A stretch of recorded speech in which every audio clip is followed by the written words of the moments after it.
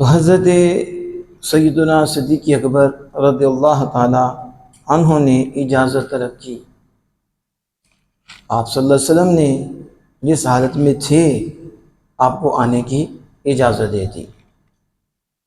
پھر آپ سے گفتگو کی.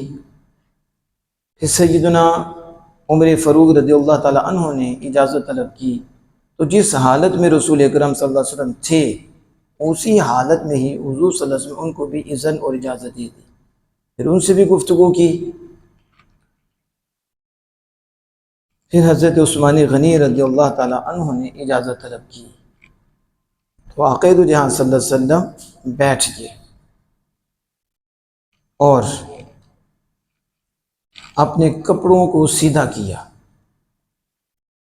اور اپنے کپڑوں کو درست کر لیا. اور جب وہ چلے گئے تو ام المؤمنین حضرت عائشہ صدیقہ رضی اللہ تعالی عنہا نے عرض کی کہ سیدنا ابو بکر صدیق رضی اللہ تعالیٰ عنہ داخل ہوئے تو آپ نے کوئی اپنے آپ کو جنبش نہیں دی، کوئی حرکت نہیں دی اور آپ نے ان کی پرواہ نہیں کی. یعنی آپ نے ان سے گفتگو کی، آپ اسی حیت اسی حالت پر رہے. اسی طرح سیدنا عمر فاروق رضی اللہ تعالیٰ عنہ آئے، آپ جس حالت پہ تھے اسی حالت پہ رہے، جنبش نہیں آپ نے آپ کو دی، نہ ہی آپ نے ان کی پرواہ کی اور ان سے باتیں کی. لیکن جب حضرت سیدنا عثمان غنی سے نورین رضی اللہ تعالیٰ عنہ آئے تو آپ بیٹھ گئے. آپ نے وہ حالت ہی بدل دی اور آپ بیٹھ کے اپنے کپڑوں کو سیدھا کر لیا. کیوں؟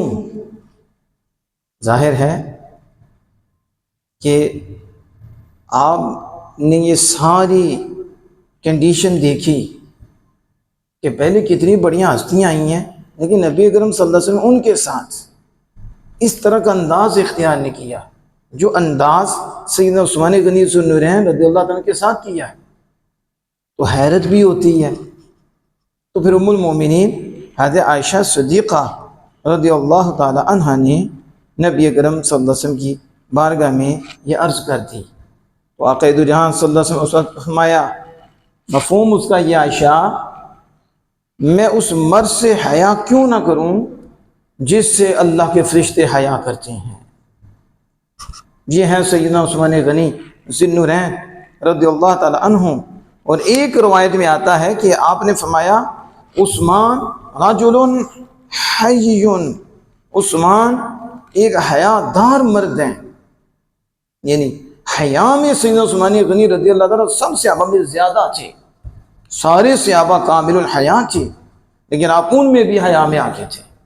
فرمایا عثمان یہ تو حیا دار آدمی ہے، مجھے ڈر ہوا کہ اگر میں ان کو اسی حالت میں اجازت دے دوں جس حالت پر میں تھا تو وہ اپنی حاجت مجھ تک نہیں پہنچا سکیں گے، کیونکہ وہ کپڑا پنڈلی سے اٹھا ہوا تھا. یہ مطلب نہیں کہ پنڈلی ننگی تھی بلکہ تہبند اٹھا ہوا تھا.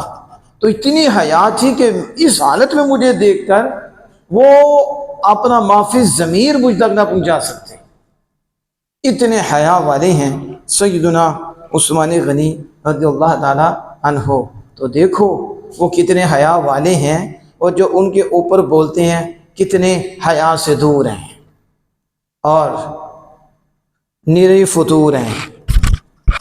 یعنی اللہ ہدایت عطا فرمائے کہ جن کی حیا کا ذکر آمنہ کے لال کر رہے ہیں کہ وہ اتنی حیا والے ہیں کہ میں اکیلا نہیں، رب کے فرشتے بھی ان سے حیا کرتے ہیں.